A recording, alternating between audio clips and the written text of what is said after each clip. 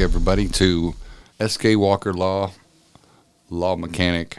I'm your host, Scott Walker. I'd like to bring in a good friend of mine that I've known for many years. And as I've mentioned before, I was going to bring in a lot of interesting people that I know and have small businesses in the Southern Illinois area, but also those that I've known from the military and working in the area as well. It's just another one of the numerous interesting people that I was hoping to bring on. And I'll give you a little bit of his background and how we met, but then I'll let him take over and kind of give you his own bio, so he can give you more of the gory details. We met, wow, let's see, how long has it been, Dan? It's would have been 08 or 09? Is that right? Yeah, it's been at least, at least that.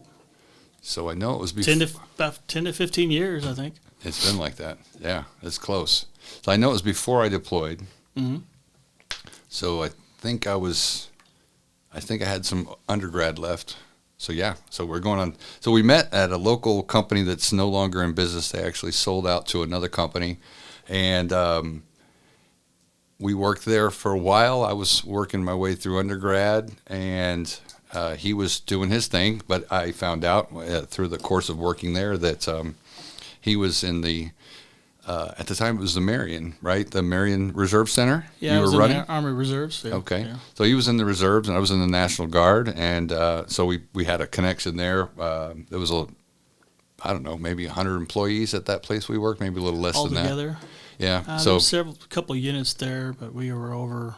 That was a battalion level, so we had a bunch of units all over Illinois. Right. So that's kind of how we kind of had a lot to talk about when we were just doing our 40-hour week job. We also had some other things in common. So we've kind of always kept in touch. And I've always known he's run his own small business here. And matter of fact, you've had several adventures on your own that you've done as side pieces. But he also works for SIU in one of the departments here, and I'll let him tell you about that. But so it's been interesting. He's always got something going, and he's had some trials and tribulations recently, as most people have had to work through getting through COVID, and how do you keep your business going through COVID? What adjustments do you have to make when everybody's not doing things out there that require your services? The name of his company, and again, I'll let him explain a little bit better, is Dan's Small Engine Repair, and he's located right here in Carbondale, just outside of town, just south of town, actually. But more importantly, he's had to work through that. He's had to work through a loss of a family member recently. Mm-hmm.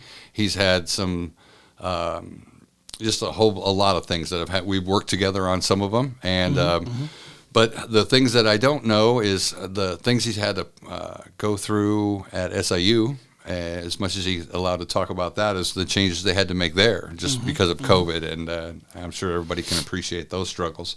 So he's got the point of view of former military, much like my own. He's got the point of a small business owner like my own, and he's got the point of working in a big corporation like the university, and the things it'll take to survive, I guess, is a good word.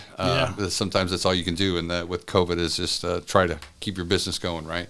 So, Dan, why don't you take a minute and tell us a little bit about your background? I know we touched a little bit on the military and some of the stuff, but let's give everybody a good idea. How many years you got in the military total? 24 altogether. And you retired both out, active right? and reserve. Yes. And they retired me active duty.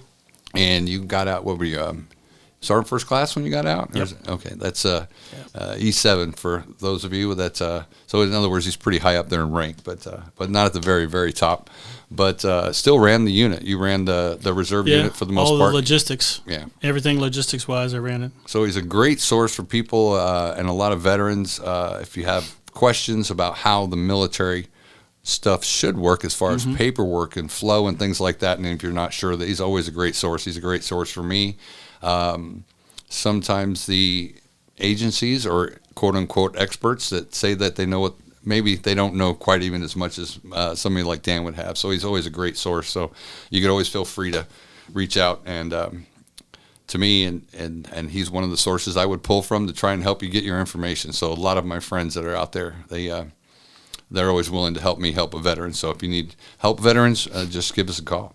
Especially anything VA Yeah, VA related, right? Or getting Yeah. military records and, Yeah. and all that good stuff. And Definitely. retirement, you've been Yep. through that whole drama. Oh, yeah. That's not Retirement easy. Packages, family members that pass away that was in the military, what rights that they should receive and the benefits that they receive. I help a lot of people that way. Yeah, and you had firsthand experience with dealing with some of that stuff too. Right. At least getting through that, so it's not just Yeah. Read it in a book or kind of like what Oh, I've yeah, talked about yeah. before. Is that firsthand experience is good stuff. Well, tell us a little bit about your small business though, and how many years you been in business with or doing that on the side? I want to real quick before we do that. I want to touch back on the VA side. Okay, go for it.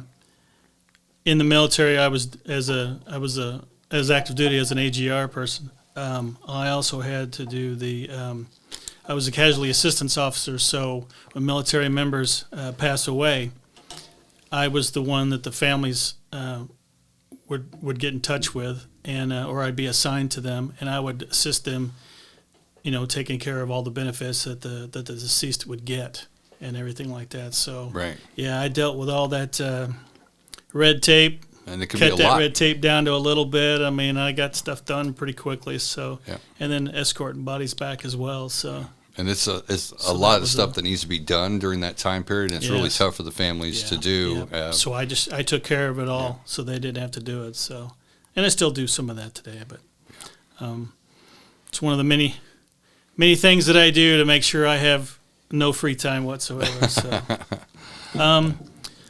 as far as the business is concerned, I've been doing that since I was probably 10 years old, working on my own mini bike, and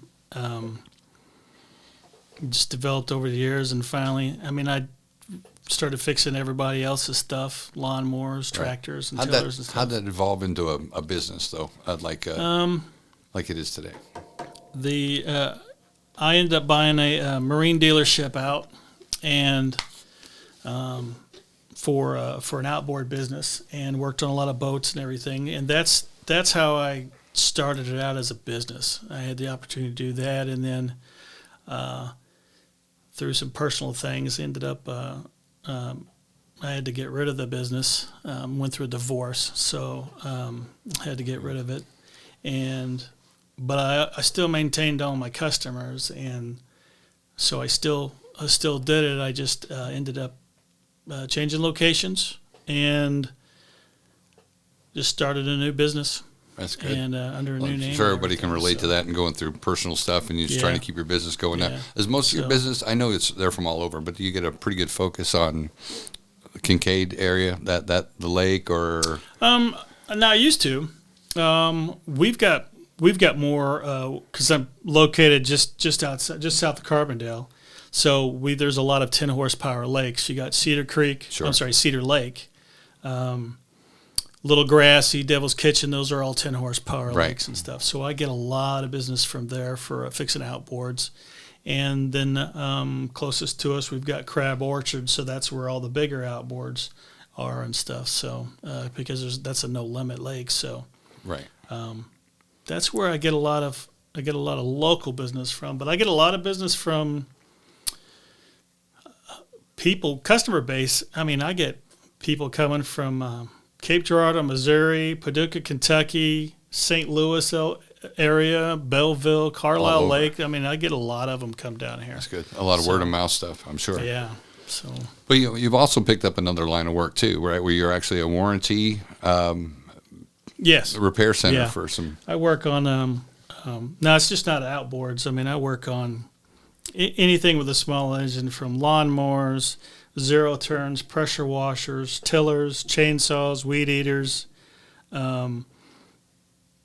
motorcycles, all your big name brand ATVs, side by sides. I work on all that stuff. Go-karts, and I am warranty service center for. There's a large number of brands that have been rebranded, but they're all manufactured in China, but they've been rebranded to equipment that's sold in Rural Kings, Tractor Supply Company, all those little small mini youth ATVs you see. Everybody was selling them on every corner. Every little shop was selling them. Right. I'm a warranty center for I all of recall, those. There's some of them Some of the names are under the distributorship that's called Coleman Power Sports, and they're out of like Alabama area, Georgia area. Right, I've seen some of the products. Yeah, Bighorn ATVs so side a lot by of times side. people will struggle with trying to figure out. They've got an 800 number or something, Yeah. and they've got to reach out, or a website they've got to go to Yep. to figure out where they take these if there's some warranty work that needs to be Right, done. right. And they might not know that some of that stuff, if they're from the local area, it's going to end up back with a local vendor taking care of that claim. Anyway. Exactly. That's interesting. And that's how I get to a lot of them. They'll either call the 1-800 numbers on there, or they'll get online and go to their websites and then pull up, and then it'll show what the local service Authorized center repair- is, repair which is centers, why those my territory has reached, my customer base territory has reached Kentucky. I even have Tennessee and St. Louis area, and even in Indiana. So I get a lot of people coming.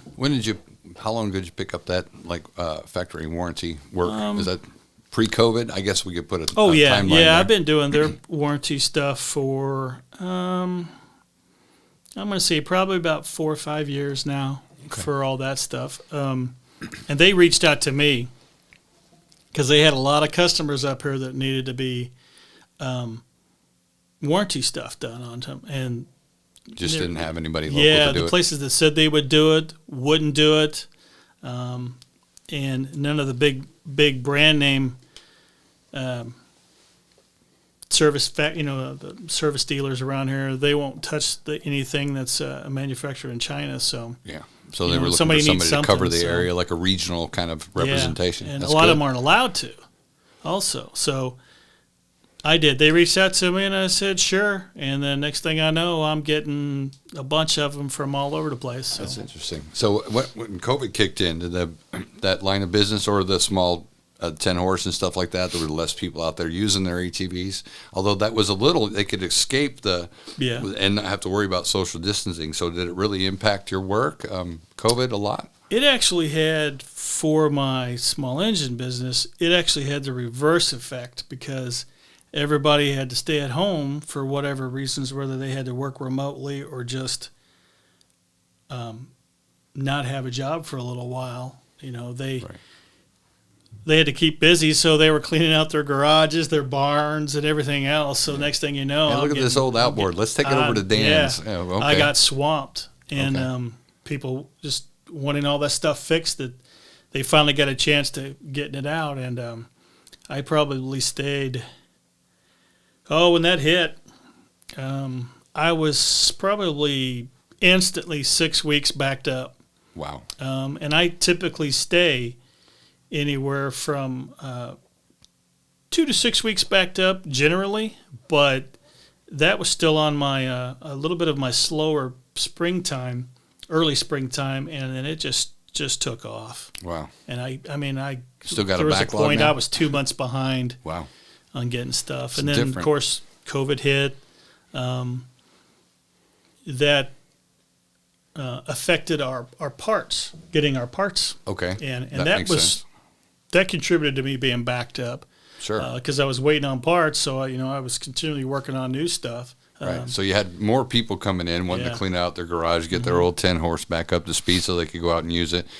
And so your business picked up, but COVID still slammed you because all the parts are being caught at these Yep. distribution centers where they can't have They're people. closed. They're UPS, closed. The UPS terminals were Wow. closed. FedEx was closed a lot because, number one, well, you had two things going on. You also had those the riots Oh, that that's took off. That's right. Right there. Yeah. We all know why those happened, and so, and a lot of those riots were right there At the hubs, at right? the hub. yeah. So a lot of your UPS workers and these, like in St. Louis, at one time I had over it was over $1,000 in parts stuck in that St. Louis hub for UPS for over a month and a half. Wow. And I couldn't get them. I couldn't drive up there to get them because they weren't open, and you're not allowed to do that. And people were afraid to go there because they didn't want to go near the riots, and Sure. they didn't want to go near the vandalism, and they Sure. didn't want to go to work because of COVID. So your clients So- would call up and say, "Hey, I Yeah. brought this into you. What's going on? Why is it taking so Yeah. long?" So there was a lot of that heat, I'm sure. Yeah, that was I hate to tell somebody that the last thing I hate to tell somebody is your parts are back ordered or I'm waiting on parts. I hate that. Right. But I don't have a choice. And I think one of the things we've dealt with as well is after a while, you tell people, well, with COVID, there's this, and with COVID, because of COVID, we've been saying that everybody has been for over a year now. So you do get kind of tired of. So we've tried to find workarounds to make it happen, right? Because we know COVID wasn't going to go away anytime soon, so we had to find a way. Yeah. Did most of your parts start the stream kind of pick up and kind of get back on track a little bit? Yeah, they finally since then? did.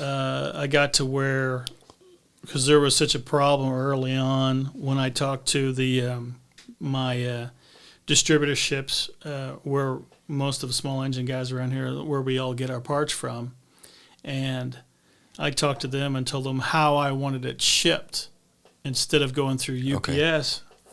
Go through the postal service. Let's do a little non-traditional. Like that. So they were able to do it. Now, shipping might have been a little bit more or a little bit less, just depends on how they did it. But they realized that there was a problem, so they tried to take care of us. So early on, it was a problem. Yeah, everybody Afterwards, adjusted. it's not. But then, but when your orders are back ordered, because they can't even get the distributorships can't even get their parts in to stock their shelves. Some of your stuff was coming from China, from overseas, right? So probably ended up parked at a port in Los Angeles or something for some time. Sure. Yeah, because the hub up in St. Louis, there was over, when I got a hold of somebody, they had over 200 semi-trailers parked there that hadn't even been inventoried yet at the UPS hubs. I can imagine. So, and all my parts were in one of those. Right. So a lot of people don't really, and they do figure it out. But when they take their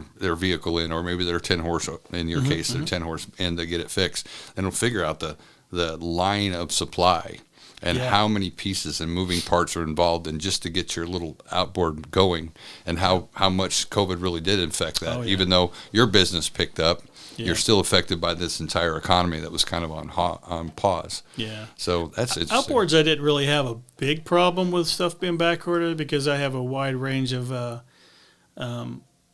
networking that I've done. So I can get it. If I can't get it through my main vendor, I can get it through another dealership that stocks parts that I know I could get it from. So you have if lots I have of resources. Good deal. But I try to stay with my main vendors. Most of the major brands and the outboard, Yamaha. You got Mercury, Yamaha. You work on them all. Yeah, for the most part. Mercury, and parts. Yamaha, Johnson, Evan Roods. Okay, good. I specialize in the older ones. Pre 85. Okay. I work on a lot of 60s. I restore a lot of them too.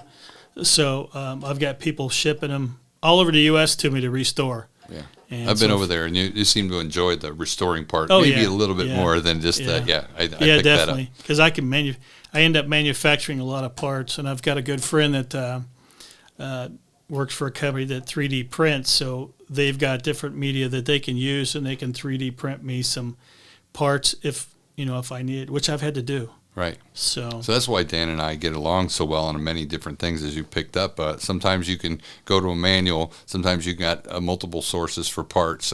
Sometimes you've got to stick with the factory parts because it's under warranty, things like that. But when it comes down to it, sometimes none of those solutions fit, and you've got to find a way. That's kind of our tagline, and you've got to invent a way to get this old, maybe classic that the owner really loves, doesn't want to get rid of, and there's no way you can just pick up a catalog or go online and find the part. So you find a way and you get it done, even if you've got to make a new solution, right? That's great. And I've got old parts manuals all the way back into the 30s that I could rely on for the actual part number. So, as they supersede and stuff, there's ways, because there's several of us that I buy a lot of old outboards just so I can have used parts if I need to. Sure. And there's several of us that do that, and we keep an inventory, and we're always selling back and forth to whatever we need. So that's always good to do. It is. It is. Well, I don't want to. Dan and I can talk about this stuff for all day long. Oh, yeah. So don't. That's one of my main passions. I've got 3 main passions. That's right. My wife, my business, and Halloween. So There you go. And he is big on Halloween. We'll get into that maybe on another spot. If we've got a few, I'll let him talk about that in a little bit. But I wanted to touch a little bit also on your role at SIU, because I'm not even really sure how you got in to doing what you're doing over at SIU. So on top of everything else he does and had going on in his small business, he also works at SIU right here on our wonderful college. And so what do you do over there? I mean, I know I'm an Reagan, accountant. but, I'm the accountant for the IT, Internet Technology Department at SIU for the whole campus.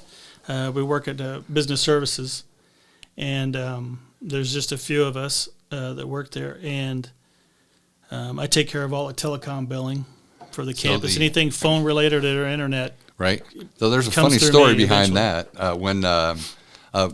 When we opened our office over at the research park, we had some what appeared to be internet outlets, but we didn't really truly have internet hooked up. So we made some phone calls. We had some help from the people over at that run the research park, and they helped us up. And the people from campus came over and kind of gave us a bid on what it would cost to get internet dropped in. They had just put fiber in and stuff, and they were giving us all that rundown. So we went through the whole motions, and I think I didn't discover that you worked over there until I forgot how we did that. It was just by casual talk, I think. Shortly after having the work done, the invoice for the work to have my internet installed in our new office was actually coming across Dan's desk, and we had known each other for years, and I had no idea he was there. It's kind of an odd, small world kind of thing that happens a lot in Southern Illinois, but I think I made a phone call and got your internet hooked up quicker. That's right, he did actually. I mean, the guys had already done the hardwiring part, which was what we needed them to do. So that part was already done. It was actually just getting kind of the switch flipped on and getting the billing taken care of, and we did that. But it was just odd that we had known each other for years, and he was actually vital in getting my internet turned on in my new office, and I had no idea. So I started to work there. I still had my business going full time, and my degree's in accounting, and in the military I was in logistics, so I was always doing accounting anyway. So I just felt keeping the track need of everything. I had that degree. I need to use it other than for my own business. So I got hired on there. That's good. And love it. The people I work with, IT. I mean, they're awesome. Yeah. Awesome place to work. And I've seen him run a reserve center, so I know how detail oriented he is. And with the military, 20 years and plus in the military, he's too humble to say all this. So, but OCD. So OCD. They've got the benefit of having somebody with all that experience coming in to really help SIU out. So it's a win-win, I think. That's great. And another piece of the odd story is that when in my first year of law school, Dan knows this story. I actually volunteered to be an extern at the legal department here at SIU to get some experience working for kind of in-house counsel is what I wanted to do. And oddly enough, I think her title was paralegal at the time, but she was basically ran the office, which is Dan's sister. I'm not sure what her title was. She did office assistant or administrator or something like that. I'm sure there was an official title. I really didn't know that. What I figured out in the first day or two there is that she ran the office. I mean, it may not have been her title, but every great place I've worked, I've always kind of sought out who's been there a long time, and they know all the ins and outs, and they really keep the wheels turning. And I always get to know that person and try to figure out how to work with them and learn, because they keep the whole place functioning. Although there was a fabulous lawyers obviously there, and one's a federal judge now, and it was a good experience. But I learned more probably from your sister Beth working in that environment in the first 2 days I was there than the whole time. So this is just more. It's a small world in Southern Illinois, and we all learn and interact with each other, and it all just comes up. So I mean, we've got more stories, and I may have Dan come back on, but I really want him to come in and let you know that it's that time of year. If you need your outboard fixed or tuned back up, just so you can put it back in the water, especially if you're in one of the local limit lakes, right? He's your guy to go to. Yeah. It's Dan Small Engine Repair, right? What's your phone the actual name is Dan Small Engine and Outboard Repair. Okay. And what's the phone number where they can reach you? Phone number is 618 351-1221. You guys have a website You can just or anything? call and you need to Page. leave a message if you call during the day, and I'll return it after 5 o'clock because I get off, and then as soon as I get off work at SIU, I go right to the shop, and I'm working there till 10 o'clock at night. Getting stuff done, and Of course, he does. He's nonstop. He's a workaholic too. Yeah. I take a little time to sleep, and that's about it. So I don't know if he's being truthful there. I've never seen him sleep. People, I don't know. So sleep on the job, maybe, I don't know. No. Lunchtime. There you go. Lunchtime. Power I get a quick naps. nap. But I also do, on top of everything else, I do. I got several friends that have businesses. I do their taxes for them every year and stuff like that. Now I don't do that for everybody. I just do that for, for certain people and certain friends and stuff like that because the tax laws change and everything. So Sure. I do all the taxes, but that's just a It's just little kind of a side thing I bookkeeper do kind as a of thing. favor. Yeah. Mm-hmm.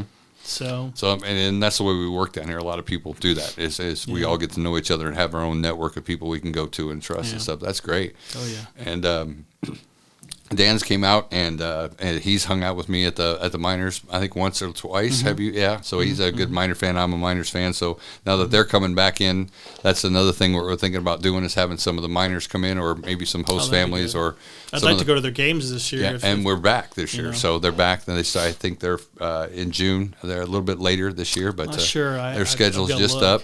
Mike just posted that.